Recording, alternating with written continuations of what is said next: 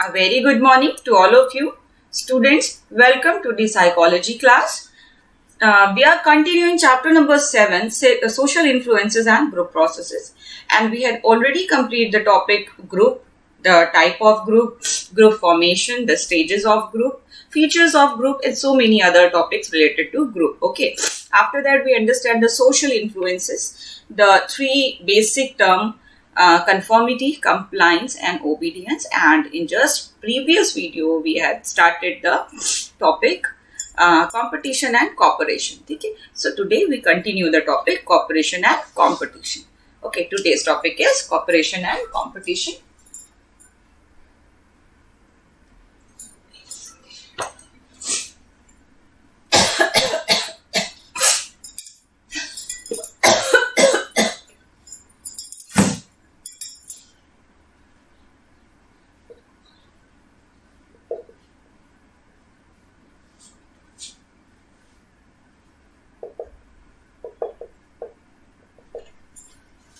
So in the topic cooperation and competition, we had already understand the meaning of these two, the definition. After that, the Deutsch study. ठीक है, Deutsch ने जो study किया था एक group में, ठीक है, वो हम already understand कर चुके हैं. Some more studies are here in this context, so which we are going to discuss. So although competition between individuals within a group may result in conflict and disharmony, so competition between groups may increase within group cohesion and solidarity. Okay. So Pearson's Dilemma game, which is a two-person game in which both parties are faced with cooperation and competition, and depending upon their choice, both can win or lose. So is often used to study cooperation and competition. And this game is based on an anecdote, or two aspects were accused by a detective separately, and the detectives had only enough evidence to convict them for a small offense, and separately the two convicts were offered a chance to confess. So if one confesses and the other does not, the one who confesses will get no punishment, and her or his confession will be used to convict the other with a serious offense. And in both confess, the punishment to both will be mild, and if neither confesses, each will receive a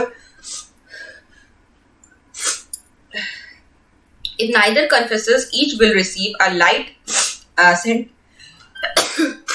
sorry students, light sentence. And this game has been used in hundreds of experiments to demonstrate that when two parties are involved and there is a conflict between motives to cooperate and motives to compete. Okay? This is the figure which explains the cooperation and competition according to dilemma game. Okay, Pearson's dilemma game.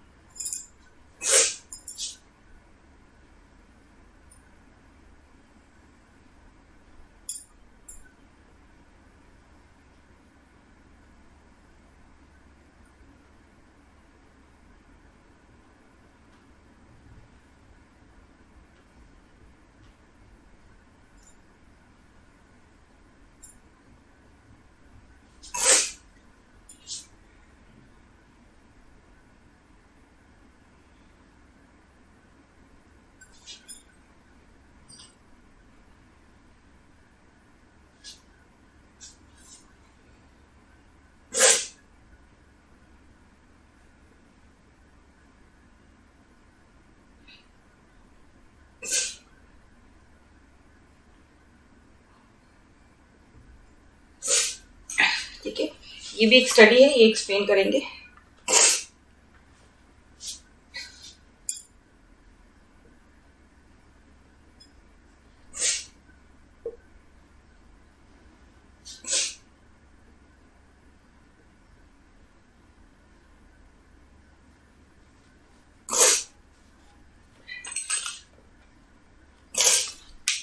Okay, सो इस game में था क्या कि जो दो लोगों की pairs में कैंडिडेट सब्जेक्ट्स लिए गए थे, ठीक है, उन्हें पहले से प्रीवियसली कुछ इंस्ट्रक्शंस थे, उन्होंने कुछ सपोज कुछ क्राइम किया हुआ था, तो उनके लिए पनिशमेंट जो है कि पहले से डिसाइडेड था कि क्या देना है। तो इसमें पहली सिचुएशन ये रखी गई थी कि अगर दोनों एग्री कर जाते हैं, एक्सेप्ट कर लेते हैं अपना क्राइम, तो दोनों को ही माइल्ड लेवल की पनिशमेंट दी जाएगी, ठीक है। और सामने वाले एक अलग से एक इंडिविजुअल को जब सेशंस के लिए बुलाया गया, तो उससे बोला गया कि अगर तुम एक्सेप्ट कर लेते हो कि ये जो टोटल क्राइम था ये तुम्हारे पार्टनर ने किया, तुमने नहीं किया, तो तुम छूट जाओगे और तुम्हारा जो पार्टनर है उसे सीरियस पनिशमेंट मिलेगी, ठीक है। अगर दोनों एक्सेप्ट करेंगे कि कलेक्टिवली उन दोनों ने कोई काम किया, कोई क्राइम किया, तो डेफिनेटली दोनों को माइल्ड लेवल की पनिशमेंट मिलेगी। अगर दोनों ही डिनाई करेंगे तो दोनों को ही सीरियस पनिशमेंट मिलेगी, second situation. In the third one is अगर एक एक्सेप्ट कर लेगा कि दूसरे पे वो ब्लेम डाल देगा सारा कि उसने किया, तो उससे सीरियस पनिशमेंट मिलेगी और आपको कुछ नहीं मिलेगा, ठीक है। सो यहाँ पे कहीं ना कहीं एक डिलेमा इंट्रोड्यूस हुआ जो इंडिविजुअल्स थे कि क्या किया जाए, किस तरह से डिसीजन लिया जाए, हम कॉपरेशन करें अपने पार्टनर के साथ या कॉम्पिटिशन शो करें अपने पार्टनर के साथ, ठीक है। तो ये सिचुएशन थी। Again I read this experiment, ठीक है। तो this is which is a 2-person game in which both parties are faced with cooperation and competition, and depending upon their choices both can win or lose, ठीक है। दोनों या तो जीत सकते हैं या हार सकते हैं। is often used to study cooperation or competition. This game is based on an anecdote, and 2 aspects were quizzed by detectives separately. The detectives had only enough evidence to convict them for a small offense, ठीक है। एक small offence के लिए जो detective थे जो उसे interview कर रहे थे, उनके पास इतनी सफिशिएंट एविडेंस थे कि उसके बेसिस पे उनके क्राइम को प्रूव कर पाए, जो भी उन्होंने माइल्ड क्राइम किया हुआ है। And separately the 2 convicts were offered a chance to confess, ठीक है। सेपरेटली दोनों को अलग अलग बुलाया गया और दोनों को कन्विक्ट करने को कहा गया कि when you were offer a chance to confess, ठीक है। अगर दोनों सेपरेटली 1 by 1 आ रहे हैं और दोनों ने अपना क्राइम कन्फेस कर लिया, एक्सेप्ट कर लिया, सो इफ वन कन्फेसेस, ये पहली सिचुएशन थी जब दोनों ही अलग अलग सेपरेटली आ रहे हैं और अपना क्राइम कन्फेस कर ले रहे हैं। And if one confesses and the other does not, so the one who confesses will get no punishment, and her or his confession will be used to convict the other with a serious offense, ठीक है। मतलब पहली situation ये थी कि अगर suppose कोई एक ही कन्फेस कर रहा है और अदर पार्टी जो है वो नहीं कन्फेस कर रही है, तो उसे तो छोड़ दिया जाएगा जिसने कन्फेस कर लिया अपना क्राइम, और जो अदर पार्टी है उसे सीरियस पनिशमेंट दिया जाएगा।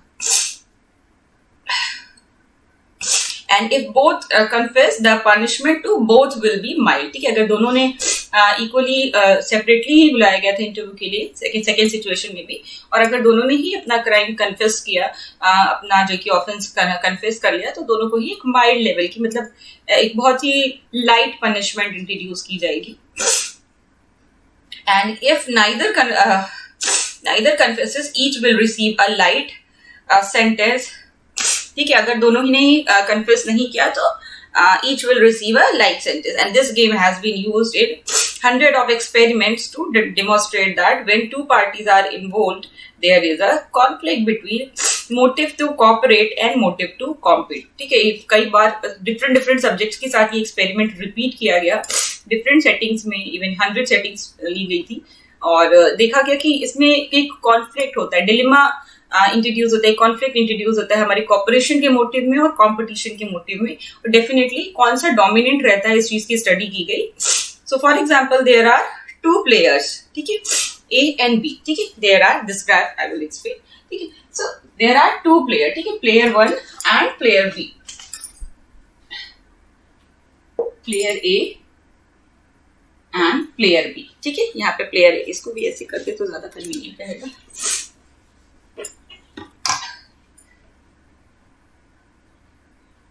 ठीक है। प्लेयर बी, ये प्लेयर ए और प्लेयर बी का है, ये जो है ये शो कर रहा है कंपटीशन, और ऊपर का जो है ये शो कर रहा है कॉपरेशन, ठीक है। कैसे शो कर रहा है, I am going to explain, okay. So if both cooperates, अगर दोनों ही पार्टी जो हैं वो कॉपरेशन शो कर रही हैं, ठीक है। If player A competes and win, sorry, if both cooperate both gets 3 point each. ठीक है, अगर पहली सिचुएशन जो है, अगर दोनों ही कॉपरेट कर रहे हैं, दोनों पार्टीज एक दूसरे के साथ कॉपरेटिव वे में वर्क कर रही है, तो दोनों को ही इक्वल मार्क्स डिस्ट्रीब्यूट हो रहे हैं। 3 पॉइंट एक को और 3 पॉइंट दूसरे को, मतलब 3 पॉइंट इक्वली डिस्ट्रीब्यूट हो जा रहे हैं दोनों ही प्लेयर्स में। ठीक है, and if player A competes and win, अगर प्लेयर ए कम्पीट करता है और विन हो जाता है तो they get 5 point and B get 0 point. ठीक है, अगर कम्पीट कर रहे हैं दोनों, ठीक है, तो यहाँ पे जो ए है वो जो है कि पा जा रहा है 5 पॉइंट, पूरे पॉइंट पा जा रहा है, जबकि प्लेयर बी जो है वो 0 पॉइंट पा रहा है। ठीक है, and if B competes and win, अगर बी कम्पीट कर रहा है और विन हो जा रहा है तो he gets 5 point and A get 0 point. ठीक है, इसकी जस्ट अपोजिट सिचुएशन ये है। यहाँ पे अगर जो है कि सी ये ऐसे दिया हुआ है chart, okay, so you understand, यहाँ पे कॉपरेशन, यहाँ कॉपरेशन, यहाँ पे कॉम्पिटिशन, यहाँ पे कॉम्पिटिशन। यहाँ पे प्लेयर ए कॉम्पिटिशन कर रहा है, अगर वो विन कर जा रहा है तो 5.0, अदर दूसरा पार्टी जो है प्लेयर बी वो 0 गेट जो कि पा रहा है। अगर प्लेयर बी जो है वो कम्पीट कर रहा है और विन कर जा रहा है तो वो 5 पॉइंट पा रहा है, अदरवाइज वो 0 पॉइंट पा, जो प्लेयर ए है वो 0 पॉइंट पा रहा है। Okay, and if both A and B compete both get 2 points each. ठीक है, अगर दोनों ही कम्पीट कर रहे हैं, दोनों ही कंपटीशन शो कर रहे हैं, तो दोनों को ही 2 पॉइंट्स डिस्ट्रीब्यूट होंगे। And what outcomes do you expect, so why do expect so. ठीक है, give reason. This is the question कि ऐसी सिचुएशन में क्या लगता है आपको, क्या आउटकम आना चाहिए, क्या रिजल्ट आना चाहिए, जो प्लेयर्स हैं वो क्या यूज करेंगे, कॉपरेशन या कॉम्पिटिशन। ठीक है, और अगर वो कॉपरेशन यूज कर रहे हैं तो वाई, और अगर if they use competition so why. ठीक है, this is the question. So और and you have to give the reason also. So this is the study. Now move to the determinants of cooperation and competition. So basically ये जो study है, यहाँ पे हमने question mark लगा के छोड़ दिया कि क्या होगा आगे। ठीक है, क्या सिचुएशन होगा। Now the next topic is determinants of cooperation and competition. मतलब हम ये डिस्कस करेंगे कि कौन कौन से जो फैक्टर्स हैं वो इसमें रोल प्ले करेंगे, किसके बेसिस पे, किन फैक्टर्स के बेसिस पे, किन इन्फ्लुएंसेस के बेसिस पे हम डिसाइड करेंगे कि इस सिचुएशन में जो पार्टिसिपेंट्स हैं वो क्या सेलेक्ट करेंगे। ठीक है, फर्स्ट ऑफ ऑल हमारे पास वो फैक्टर्स और इन्फ्लुएंसेस होने चाहिए ना कि किसके बेसिस पे डिसाइड होगा कि इस सिचुएशन में क्या हम एक्शन लेंगे, क्या बिहेवियर शो करेंगे। ठीक है, तो first of all determinants of cooperation and competition, and उसके बेसिस पे ये क्वेश्चन ऑटोमेटिकली सॉल्व हो जाएगा।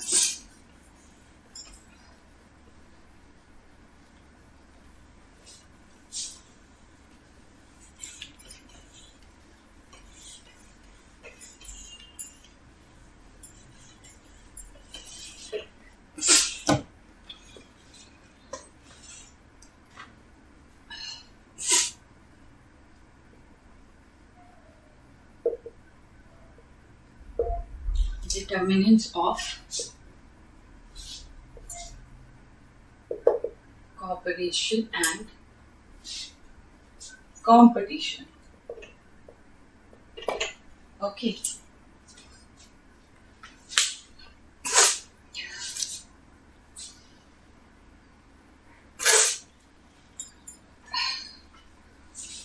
So first one is reward structure.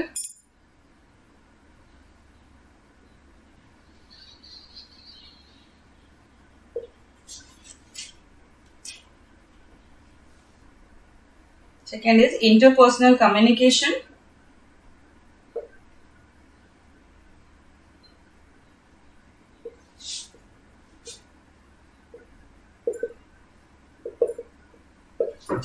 And third one is reciprocity.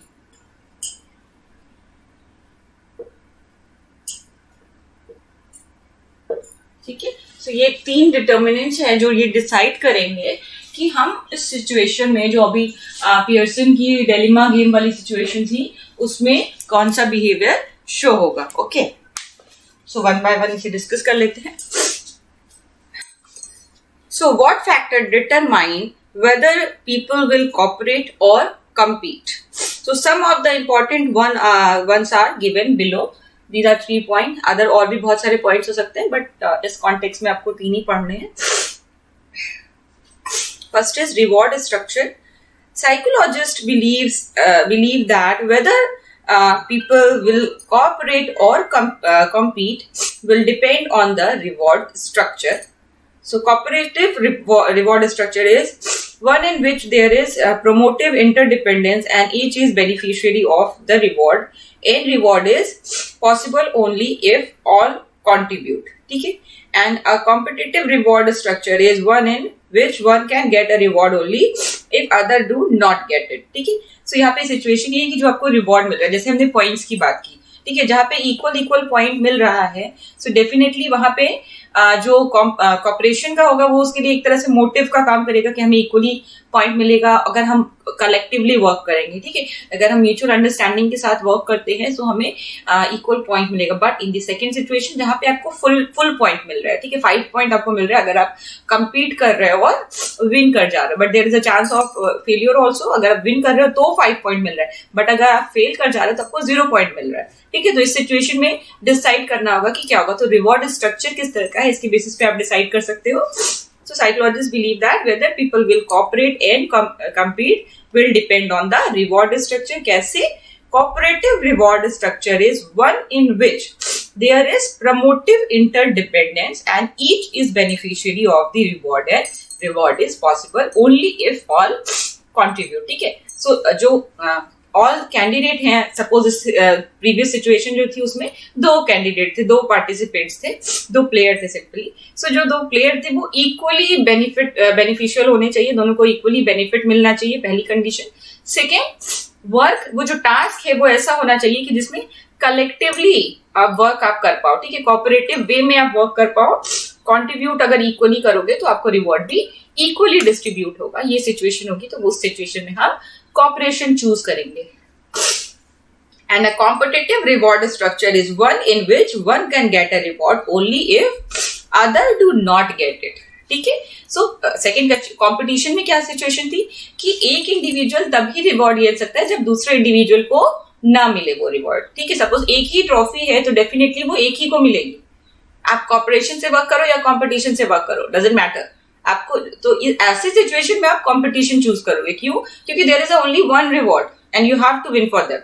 ठीक है, सो सेकंड जो सिचुएशन थी आप देख लो कि 5 पॉइंट मिल रहा है एक इंडिविजुअल को, प्लेयर को. सो यहाँ पे बी और ई दोनों को ही पता है कि जो विन करेगा उसे 5 पॉइंट मिलेगा, जो लॉस करेगा, जो फेल हो जाएगा वो उसको 0 पॉइंट मिलेगा. सो डेफिनेटली यहाँ पे आप कॉम्पिटिशन शो करोगे.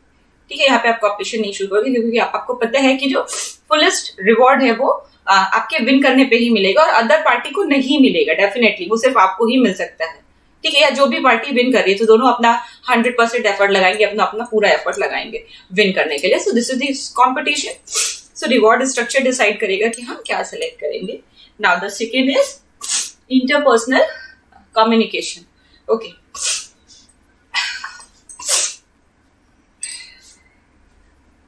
sorry students, I'm not feeling well. Interpersonal communication. So when there is good interpersonal communication, then cooperation is the likely consequences and communication facilitate interaction and discussion. As a result, group member can convince each other and learn about each other. ठीक है, तो interpersonal communication जितना ज्यादा अच्छा होगा, cooperation behavior उतना अच्छा होगा. When you don't know the other participants, then definitely you show the competition. Okay, and when you know the other person, so you show cooperation. ठीक है, अब जब जितना ज्यादा इंटरपर्सनल रिलेशनशिप बिल्डअप होगा, अच्छा रिलेशन बनेगा 2 प्लेयर्स में, सो डेफिनेटली वो एक दूसरे के साथ कॉपरेशन शो करेंगे. और अगर वो नहीं जानते एक दूसरे को, सो डेफिनेटली वहां पे कॉम्पिटिशन शो होगा. So when there is good interpersonal communication, the cooperation is the likely consequences. Cooperation के chances रहेंगे and communication facilitate interaction and discussion. As a result, group members can convince each other and learn about each other. ठीक है? Now the last one is reciprocity. So reciprocity means that people feel obligated to return when they get. ठीक है, so initial cooperation may encourage more cooperation and competition may provoke more competition. And if someone helps you feel like helping that person, so on the other hand, if someone refused to help you when you need help, you would not like to help them. That person also, ठीक है। Reciprocity previously भी हमने एक topic में already पढ़ा हुआ है। सो reciprocity का मतलब ये होती है रिटर्न में, ठीक है। हमने देखा ना हेल्पिंग बिहेवियर में कि अगर अदर जो सामने वाला पर्सन है उसने हमें पास्ट में कभी हेल्प किया है तो हम फ्यूचर में उसकी हेल्प करते हैं, क्योंकि हमें एक तरह से फील होता है कि हमारा उसके ऊपर एक कर्जा है या कुछ इस टाइप की हमें फीलिंग होती है कि उसने क्योंकि प्रीवियसली हमारी हेल्प की तो हमें उसे रिटर्न करनी है हेल्प, ठीक है। अब उसकी हेल्प करेंगे तो हम उसे रिटर्न करेंगे उसकी हेल्प, क्योंकि उसने पास्ट में हमारी हेल्प की हुई है। तो रेसिप्रोसिटी में यही होता है। प्रीवियसली अगर आपके साथ कोई आपको सपोज एक सिचुएशन थी और आपने हेल्प मांगी, कॉपरेशन मांगा और आपको कॉपरेशन नहीं रिसीव हुआ, सो डेफिनेटली उस सिचुएशन में आप कॉम्पिटिशन चूज करोगे। वापस से आप सेकेंड सिचुएशन अगर उसी इंडिविजुअल के साथ आएगी तो आप वहां पे कॉम्पिटिशन नहीं, कॉपरेशन नहीं शो करोगे, ठीक है, क्योंकि प्रीवियसली कॉपरेशन के लिए उसने डिनाई कर दिया था, ठीक है। और ऐसे कॉम्पिटिशन होता है, अगर प्रीवियसली आपने कॉम्पिटिशन चूज किया है सो डेफिनेटली आप फ्यूचर में भी कॉम्पिटिशन चूज करोगे। क्यों? क्योंकि आपको लगेगा कि प्रीवियसली इसने मुझे कॉम्पीट किया था और जो है कि मेरे साथ एक राइवल बन गया था, सो अभी हम क्यों इसके साथ जो है कि हाथ मिलाएं, क्यों उसके साथ कोऑपरेटिव वे में वर्क करें, हमें कॉम्पिटिशन ही कंटिन्यू करना है। सो ये फीलिंग के थ्रू आप आगे कॉम्पिटिशन कंटिन्यू करते हो। बेसिकली ये है कि अगर आप कॉपरेशन प्रीवियसली पास्ट में कॉपरेशन शो किया है तो फ्यूचर में भी कॉपरेशन शो करोगे, पास्ट में कॉम्पिटिशन शो किया है तो फ्यूचर में भी कॉम्पिटिशन शो करोगे। रेसिप्रोसिटी होगी क्योंकि आप उसे रिटर्न करते हैं, जो आपको मिलेगा वो आप रिटर्न करोगे, ठीक है। सो पास्ट में आपको जो चीजें मिली होंगी, जो उस इंडिविजुअल से जिस तरह का बिहेवियर रहा होगा वही बिहेवियर आप उसे रिटर्न करोगे, ठीक है। सो this is the third point, reciprocity. So on the basis of these three points we decide कि उस सिचुएशन जो डिलेमा गेम वाली सिचुएशन थी उसमें जो इंडिविजुअल्स है वो क्या सेलेक्ट करेंगे और किसके बेसिस पे उनका डिसाइड होगा कि वो कौन से मोटिव उनका जो है वो डोमिनेंट हो जाएगा, कोऑपरेटिव मोटिव या कॉम्पिटिटिव मोटिव, ठीक है। ये तो डिसाइड हो जाएगा। This is all about the corporation and competition. ये टॉपिक आपका यहाँ खत्म हुआ और नेक्स्ट टॉपिक जो है वो है social identity. So let's start the social identity.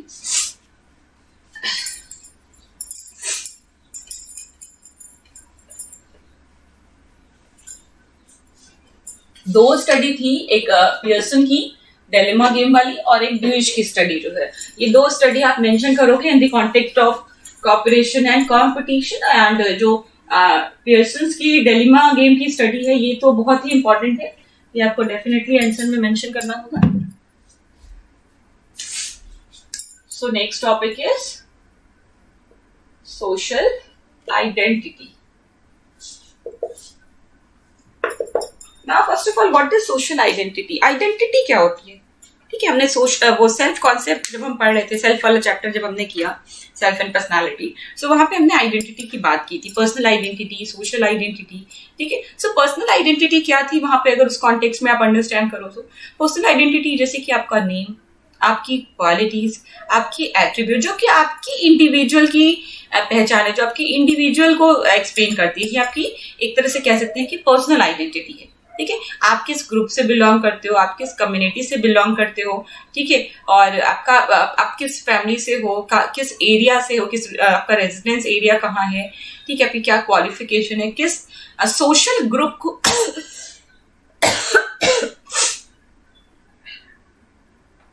किस सोशल ग्रुप को आप बिलोंग करते हो।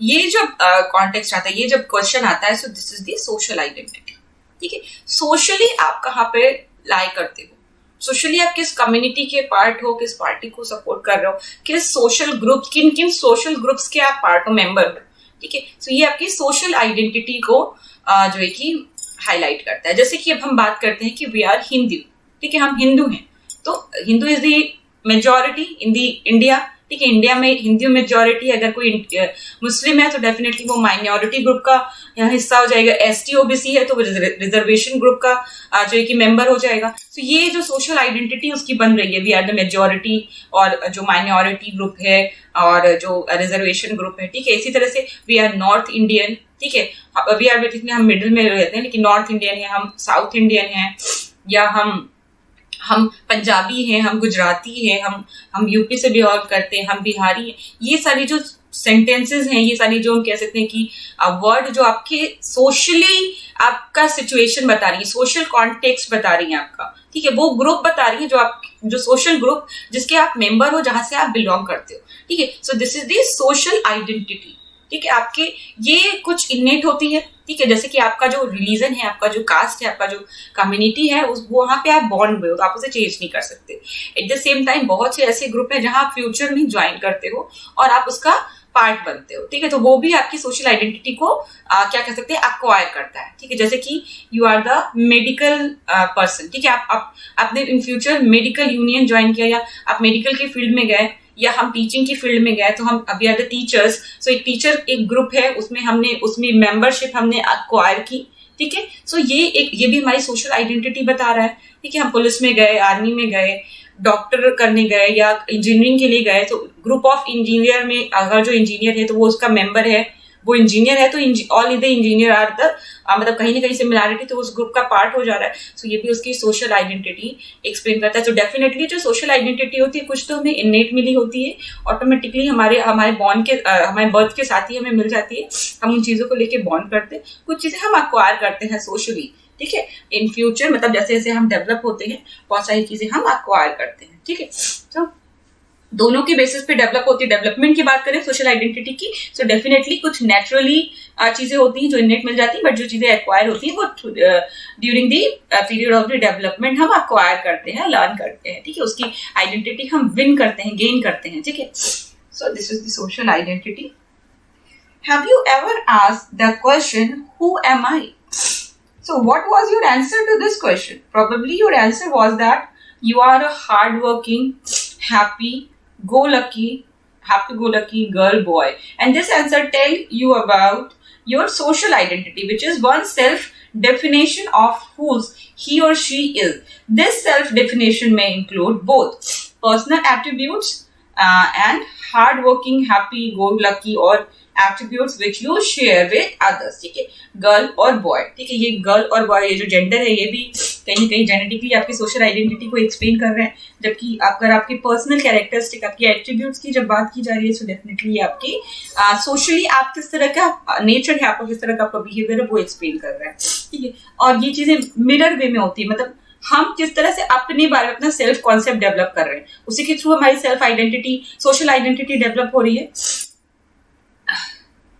So although some aspects of our identity are determined by physical characteristics and we may acquire other aspects as a consequence of our interaction with other, ठीक है, in society, ठीक है। यहाँ पे बेसिकली हम साइकोलॉजिकल कैरेक्टरिस्टिक्स की बात करेंगे, ठीक है। वहां हमने चैप्टर 2 में जो पढ़ा सोशल आइडेंटिटी, वहां से और क्योंकि यहाँ पे हम सोशल कॉन्टेक्स्ट में सोशल आइडेंटिटी पढ़ रहे हैं, सो डेफिनेटली हम उन कैरेक्टरिस्टिक्स, उन साइकोलॉजिकल कैरेक्टरिस्टिक्स की बात करेंगे जो हम इंटरेक्शन के थ्रू लर्न करते हैं, ठीक है। पहले कुछ चीजें तो फिजिकली हमें ऑलरेडी मिल जाती है इनेट फॉर्म में, जैसे कि वी आर अ गर्ल, ठीक है, हम गर्ल हैं या वुमेन है तो ये हमें मिला हुआ है, इसे हम चेंज नहीं कर सकते, ठीक है।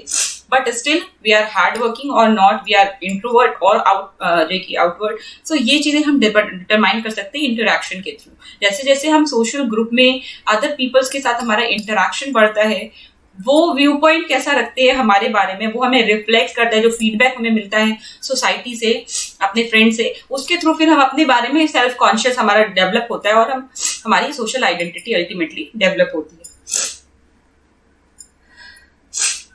So although some aspects of our identity are determined by physical characteristics, ठीक है, and we may acquire other aspect as a consequence of our interaction with other in society, ठीक है। Physical aspect, physical characteristic already मैंने बता दिया, and acquire हम किसके through करते हैं, जब हम इंटरैक्ट करते हैं अदर इंडिविजुअल्स के साथ, ठीक है। जैसे जैसे हमारा सोसाइटी के साथ इंटरेक्शन बढ़ता है उसके कॉन्सिक्वेंस के वे में हम गेन करते हैं अपनी सोशल आइडेंटिटी।